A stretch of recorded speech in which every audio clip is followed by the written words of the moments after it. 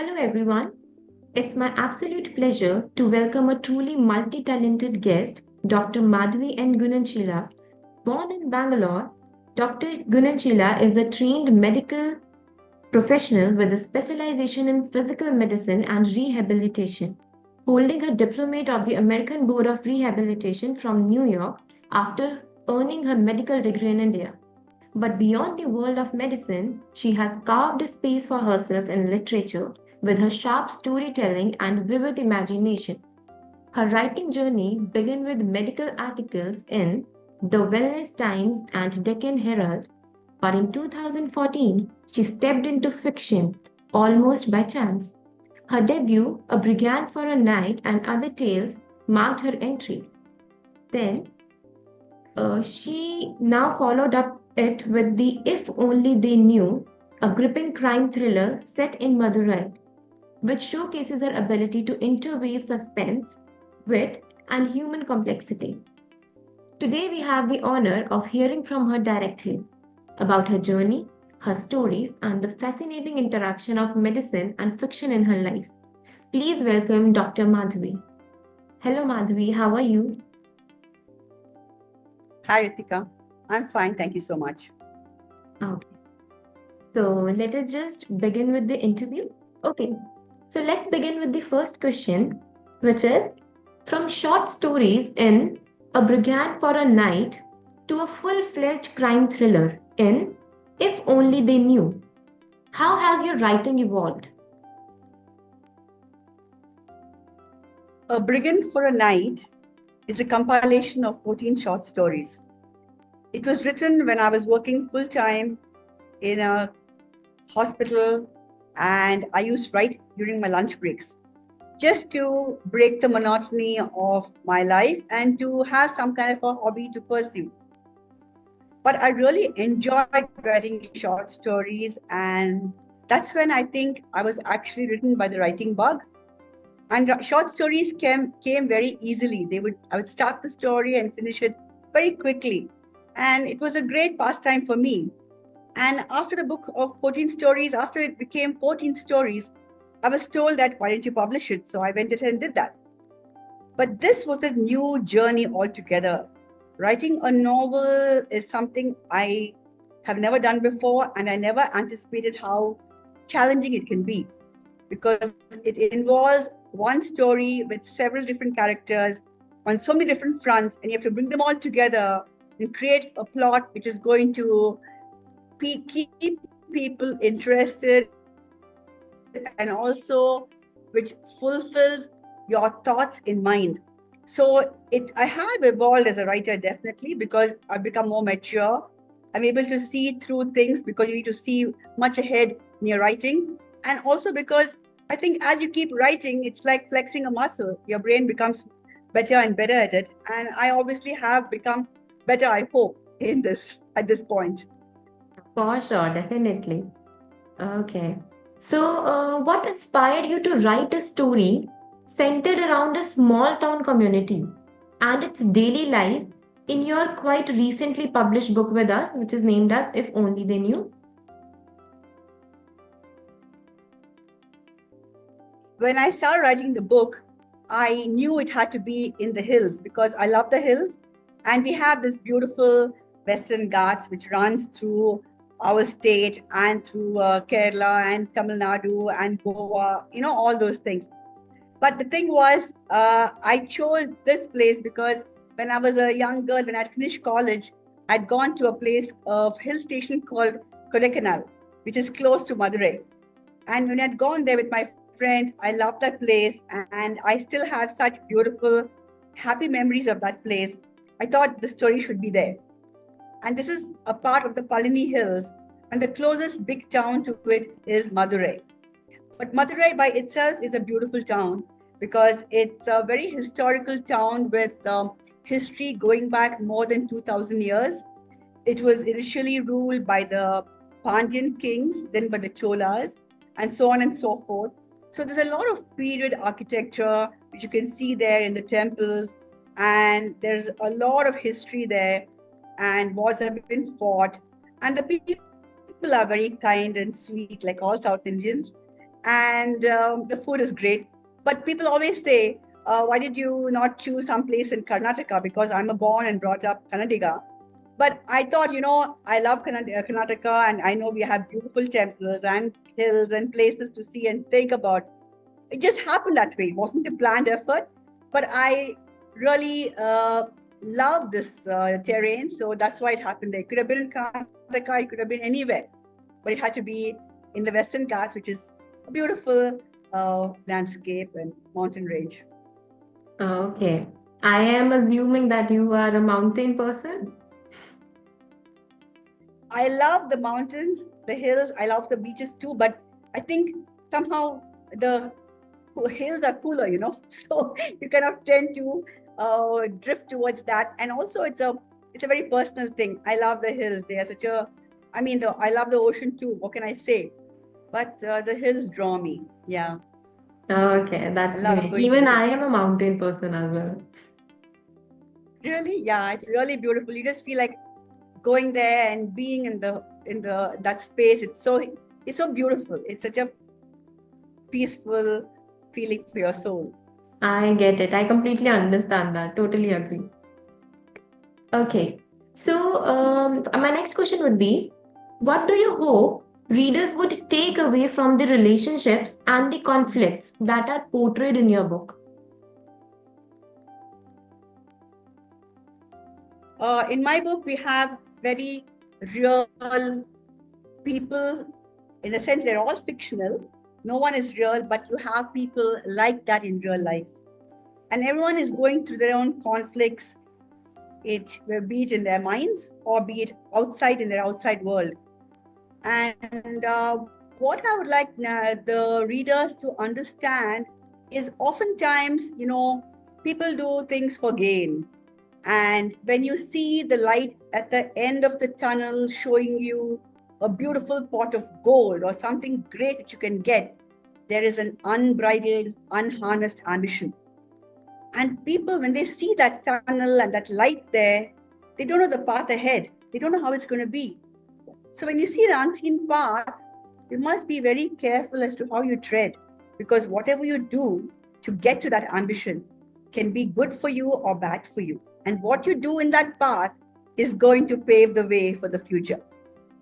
So think before you leap, because ultimately you want something great, but are you doing it the right way? Think about your actions before you start, because sometimes it's too late and you have to reap the consequences. Exactly. That is true. That is very true. Okay. So, my next question that I would like to ask you is, what was your favorite part of the book to write and why did you enjoy it? There are many favorite parts of the book which I enjoyed writing. One was about my protagonist, Alagavel, who is the veritable, young, ambitious, good-looking entrepreneur who is, into making money and being a success in life. But that's something you see everywhere, and every other person or every person wants to be successful, and so why not? But the part I enjoyed writing was about Doreswamy, who is actually a Palyan tribal, and he becomes the leader of the tribe later on. But when he's young, he sees how his people are being oppressed by the villagers where they go to, the villages and where the villagers and the medicine men reside. They oppress them and they make them do exactly as told, and they fleece them and take their goods for much less than what it's worth. So he sees the kind of humiliation and oppression that's being meted out to his elders from the time he's a young boy. And there's a lot of resentment which builds up in this man. And then at one point, something happens in the book which really, basically, what they call as the tipping point, where it broke the straw that broke the camel's back. And he goes and he actually does something really brave and courageous and also wrong. But anyway, in his mind, it was the right thing to do. And it shows how the oppressors can't be oppressed forever. they will be oppressed only for a certain point of time. So there comes a point when the oppressors will come and put you down and succeed. And that was the point I enjoyed doing, because I want to show how these tribal people who have no support and were living as nomadic tribes in the jungles come and they beat the villagers into submission. I thought that was a good thing, because the bad people have to be taught a lesson. I enjoyed that. Yeah, Am I definitely. clear when I'm saying this? I'm not sure I'm getting the point across.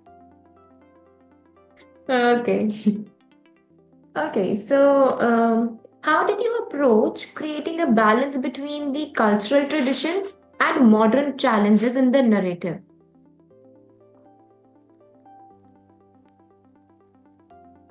Examples where the people of the tribal village move into the actual city. And Doresami's daughter himself is taken by her father, Doresami, into the town, because he realizes that, he hates his life, the way he lives his life, and he feels his daughter must get a better life. And he knows that if she stays on in the settlement, all she'll have to do is produce children and feed her family. So he somehow gets her to Madurai, and she starts living in a nunnery with the nuns. And she somehow gets involved in their lives and is able to synchronize her life with modern life in a very harmonic manner. And she becomes a success. Whereas another character in the book is also taken from the settlement into the so-called modern life in Madurai, and she does very badly. So her life goes astray. So the balance is struck depending on the individuals, I think, basically on their own character and I think destiny. Okay, okay, Because that's both the lovely. characters they both move from the settlement into the main town, into mainstream life, and one person does well and the other doesn't.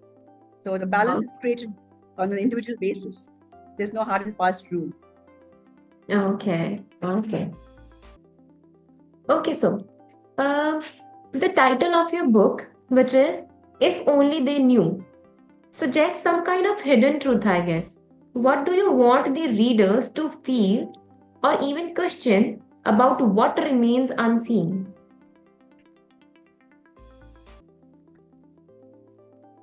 See, the thing is, if only they knew is the title because that's what it means. If only they knew, people would do differently.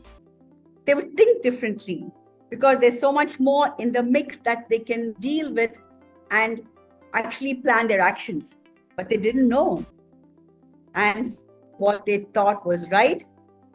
And their lives went that way. If only they knew, it would have been a different story. So readers are going to think that, yes, if this guy knew about this, he would have done differently, or if he knew about that, he may not have done this, or whatever. It depends on the circumstances. But if only they knew. If they don't know what happened, the story happened. I Yes, hope yes, I'm not talking definitely. in riddles because because if only they knew is actually the meaning is oftentimes you don't know several things you don't know in life. So you do what you think is right, and hopefully things work out for you. Yes, yes, sure, definitely. Okay.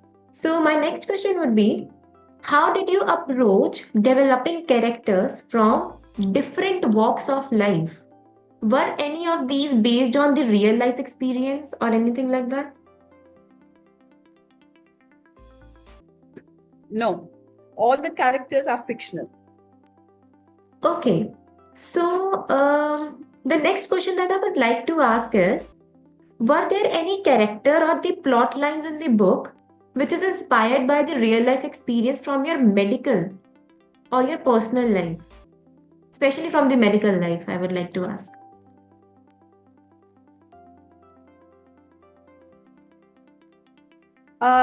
Actually, no. But when we work as doctors, we see a lot of patients from villages. We see a lot of people from rural areas. We also do rural postings. So that was a long ago though, but maybe those interactions and those people have played a role, but I'm not, it's not like a role that was, I thought about, maybe in the background, yes. But, I'm trying to say it's definitely everything in your life is a reflection of what you've experienced, you know? So I guess these experiences too could have played a part. Okay.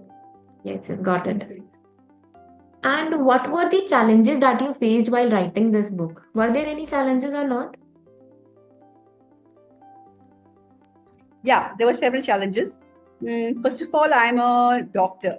So I have never done I never had training in any creative writing course or journalism or any of those things. So it was difficult and a challenge to get wrap my head around writing a novel. It was difficult. I had to really work on so many different aspects which I never knew existed. The second thing is, I'm a single mother with two children, two daughters. So when I start writing the book, the book is a hobby apparently. So it stays in the back of your schedule. Everything else is the one that's important, which needs attention and more urgent.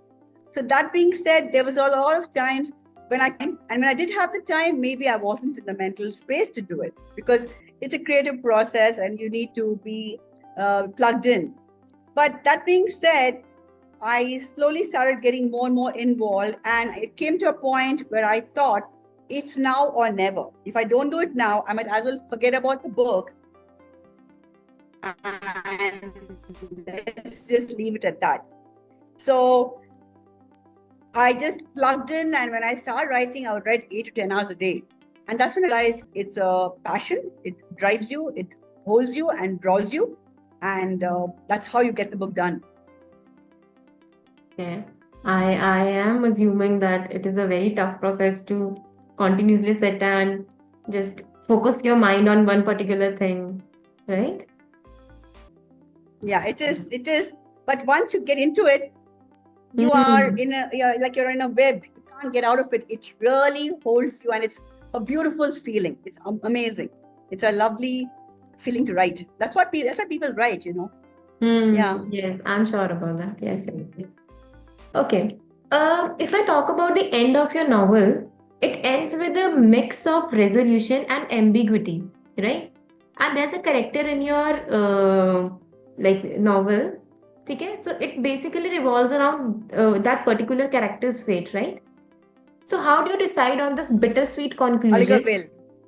Alagavel. Okay, got it. Alagavel. So how do you decide on this Yeah. bittersweet conclusion, and what do you hope it leaves readers pondering on? Bittersweet conclusion because my protagonist Alagavel had very few options to present to him at that point. And I thought that was the ending I gave the book in my mind was the best thing for him, and it does leave the readers pondering as to what his next step could be, and that's what I want to leave it as, where people will think, what happened to him now? It's an open-ended question. Okay, got it. I'll definitely read the book to have the answer for the same. You must read it because I think not because I wrote it, but anyways, if you can get the time, it'll be nice. Yeah. Yeah, sure, sure, for sure. Okay, so the last question would be that I would like to ask is what advice would you give to the aspiring writers who are trying to blend genres like crime, drama, and humor? Okay. See, I've only written one novel, so I don't know if I'm actually uh, in a position where I can advise people as to what to do and what not to do. But I think it's easy to blend genres, whether it's crime or humor or whatever. It's easy. But I feel when you write a book, uh, one thing is I think you need to use humor. Humor is a very important part of any book because it gives respite to both the reader and the writer. Okay, it gives a lot of enjoyment to me. It made me laugh when I was writing. So that's what I'm talking from my own experience. Humor is important, and I think aspiring writers might also have feelings of I can't do it. I'm not sure. Is it going to happen or not? So it's always best to bite the bullet and go forth and see what happens, rather than sit on the fence and be in this what if and what not and that kind of a space, because that space doesn't have any answers. You have to just do it, and then if it's good, it's good. If it's not so great, doesn't matter. There's always the next one.